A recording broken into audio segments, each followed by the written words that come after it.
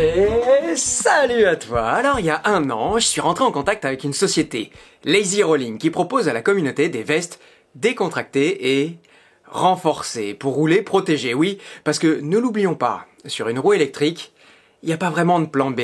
En fait, le plan B, c'est notre carapace. Alors oui, moi j'ai commencé à vouloir m'équiper. Et même si mes premières expériences ont été mitigées, je reviendrai peut-être sur le sujet, je suis content d'avoir assisté parce que il faut bien le dire, oui, depuis un an les vestes Lazy Rolling, elles m'ont plus quitté. Que ce soit le modèle coupe-vent avec la bande réfléchissante, qui avec quelques sous-couches, il faut bien l'avouer, m'a fait tout l'hiver, ou alors le sweat à capuche qui m'a fait tout l'été, je dois dire qu'un an après, j'avais vraiment envie de partager mon expérience. Et puis évidemment maintenant tu commences à le savoir, enfin j'espère que ça commence à rentrer, j'ai réussi à négocier avec eux une petite réduction. Si tu viens avec le code bonheur, et ben voilà, tu auras une petite ristourne et moi j'ai une petite commission. Maintenant on rentre dans le vif du sujet. Et alors la première chose à savoir c'est que la série Armored, comme ils aiment l'appeler, elle est déclinée en 3 versions. La première c'est celle que je suis en train de porter là, c'est la jaquette que tu peux avoir avec les côtés réfléchissants en gris ou en noir. Ensuite, tu as la version été qu'ils appellent la Performance Hoodie. Et puis sinon, tu as le hoodie normal, celui que je porte à l'atelier. À l'intérieur de la veste, on a aussi des poches pour accueillir des protections au niveau des coudes, des épaules et du dos. On peut y mettre des protections niveau 1 ou niveau 2, qui sont homologuées pour la pratique de la moto, c'est te dire. On a un tissu réfléchissant sur le torse, la capuche et les épaules. Alors ça, il faut bien le dire, c'est un tissu très technique, mais qui est susceptible aux tâches et au temps. Quand tu passes ton temps avec un sac à dos, ça finit par marquer. C'est vrai, il faut bien l'avouer. D'ailleurs, là-dessus, il faut noter aussi que la noire réfléchit beaucoup moins que la grise. Oui, beaucoup moins. Pour moi, pour la grise, c'est un vrai argument. Oui, le côté réfléchissant. Là où, bon, pour la noire, c'est pas vraiment déterminant. Et alors, le gros avantage qu'on a avec ces vestes-là, peu importe le modèle que tu choisiras, c'est que oui, on a accès un peu au meilleur des deux mondes. Oui, et si on rentre plus à même dans les spécifications techniques du produit, on peut voir qu'à l'intérieur, on a une doublure entière faite de Kevlar Dupont. Dupont, c'est des pionniers en la matière, donc c'est pas n'importe quoi. Ensuite, on continue notre tour d'horizon et on a un tissu coupe-vent et déperlant dehors et anti-transpirant dedans. Et enfin, la capuche est équipée d'une balise Recco, qui est là. Tu vois, on peut la sentir.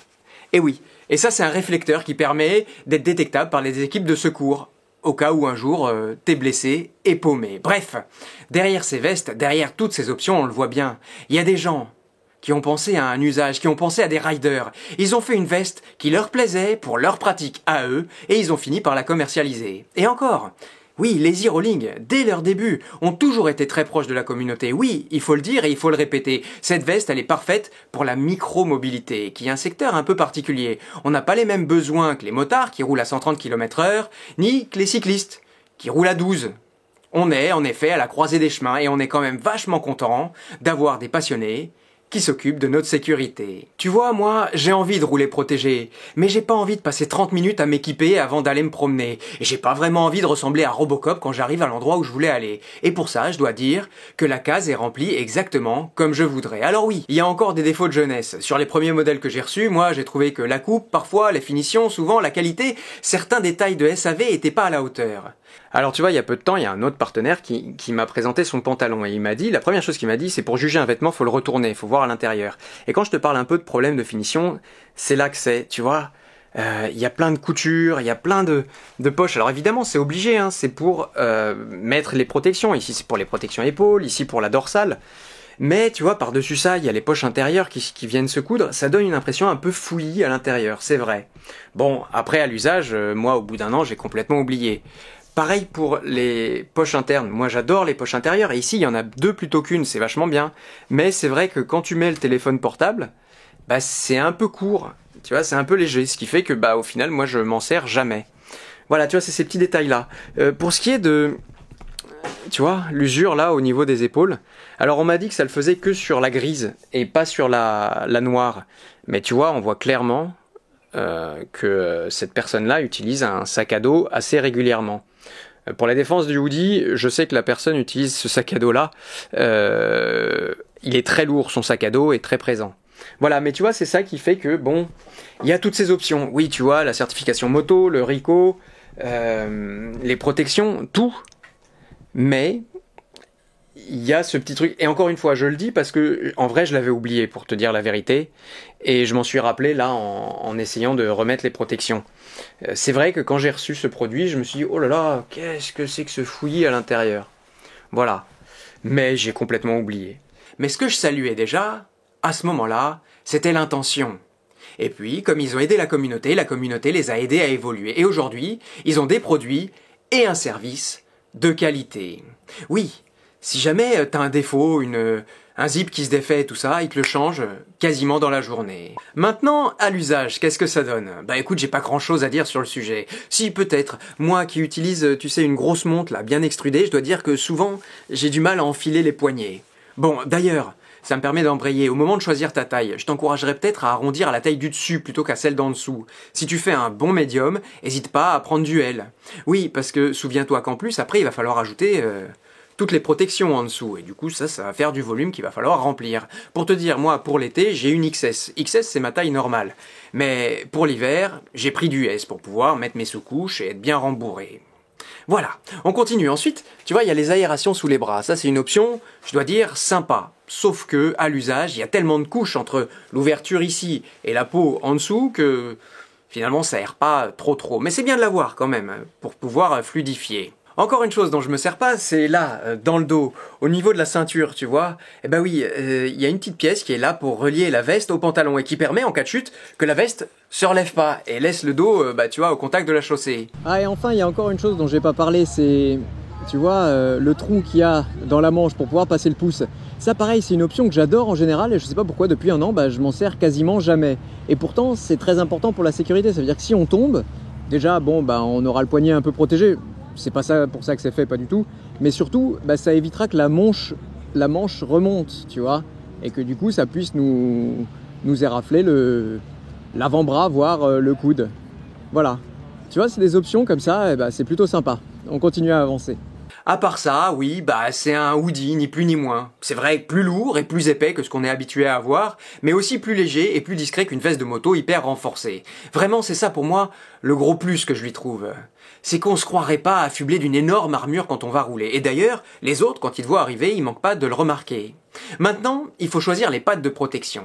Et là, je vais faire simple en te donnant mon point de vue à moi, qui engage que moi en rapport avec ma façon de conduire et ma sensibilité. Moi déjà je mets hors jeu les pads level 1, qui sont trop durs, trop rigides, très loin du niveau d'ergonomie que moi je recherche.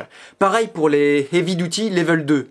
Oui, sauf si tu sais que tu vas faire de la vitesse, prendre des gros risques, je trouve pas que la perte en confort vaut le gain en sécurité si on roule plus lentement, plus pépère.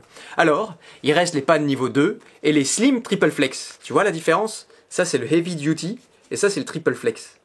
Et je peux te dire que une différence, il y en a une grosse. Oui, et ceux-là, ils sont quand même niveau 2. Alors, oui. C'est ça que j'ai choisi. Parce que je pense qu'ils correspondent exactement à ce que je veux. Ils sont simples, efficaces, parce que, quand même niveau 2. Et puis, ils sont souples. Et ils font pas une carrure démesurée quand on les met. Par contre, dans ce pack, il faut bien le noter, la dorsale n'est que niveau 1. Bref, ça commence à faire beaucoup de chiffres tout ça, et d'informations, alors je vais m'arrêter là. Et maintenant, avant de conclure, j'aurais juste 2-3 choses à ajouter. Pour ce qui est du prix, alors sur cette chaîne, tu le sais, en général, je parle pas du prix. Je considère que c'est au jugement de chacun, en fonction de ce qu'il veut et de ses moyens. Mais ici, je voulais juste te faire comprendre un peu pourquoi il est un peu justifié. D'abord, il y a tous les matériaux qui sont intégrés et dont je t'ai parlé. Ensuite, il faut comprendre que Lazy Rolling, c'est une petite entreprise qui essaye de faire les choses en grand. Mais il faut bien savoir que rien que pour avoir une certification de la veste, il faut payer une petite fortune. Par modèle de veste, c'est-à-dire qu'il faut payer pour cette veste-là, pour toutes les tailles dans cette veste-là, pour toutes les tailles dans cette veste-là. Tu comprends aussi pourquoi mon deuxième point un peu négatif, c'est que je trouve que c'est super qu'ils fassent des hoodies, mais que je regrette un peu que leur gamme se limite à ça. Mais tu comprends qu'ils peuvent pas démultiplier les modèles non plus pour la raison dont je viens de te parler. Enfin, voilà. Merci encore Lazy Rolling de m'avoir fait parvenir ces vestes-là pour que je puisse les tester. Enfin, merci Lazy Rolling pour celle-là, ça c'est Mathieu Corti qui me l'a prêté. On en reparle dans un instant dans le post-scriptum. Oui. D'ici là, tu peux penser à t'abonner si ce que je fais te plaît, à partager la vidéo pour qu'elle existe sur les réseaux sociaux. Allez. Et post-scriptum donc, je t'ai déjà parlé de mon copain Mathieu. Un jour on était de sortie comme ça, et il avait une jolie roue sous les pieds, la S22 pour pas la nommer, qui venait d'arriver, elle était flambant neuve. On roule, on commence à faire nos tests, et là, boum, à vive allure, oui, elle lui coupe sous les pieds. Ce jour-là, Mathieu, il avait cette veste-là. Et comme il était tout excité, il avait la veste, c'est bien, mais il avait oublié de mettre ses protections aux genoux. Le résultat ? Le voilà pour ses genoux, le voilà pour son coude. Et au-delà de la plaie à l'âme qu'une chute peut entraîner, ce jour-là, s'il n'avait pas oublié de mettre ses protections en bas, il s'en serait sorti sans une égratignure. Voilà. Pourquoi je te parle de cette chute-là ? Parce que pour moi, elle est bien révélatrice que en haut, ça a été absolument zéro bobo. Parce qu'il était protégé. Et en bas, c'est jusqu'à sa chair qui est partie en lambeaux. Tout ça pour te dire, je sais pas comment tu roules. Et je suis pas là pour juger. Mais quand même, maintenant, on a beaucoup de recul dans la communauté. Les protections, c'est pas là pour faire que joli. Les protections, ça peut sauver la mise si jamais t'es amené à tomber. Les e-rolling ou pas, je t'en conjure, équipe-toi. En fonction, oui, de comment tu sais que tu vas rouler. Ajuste le tir. Mais protège-toi.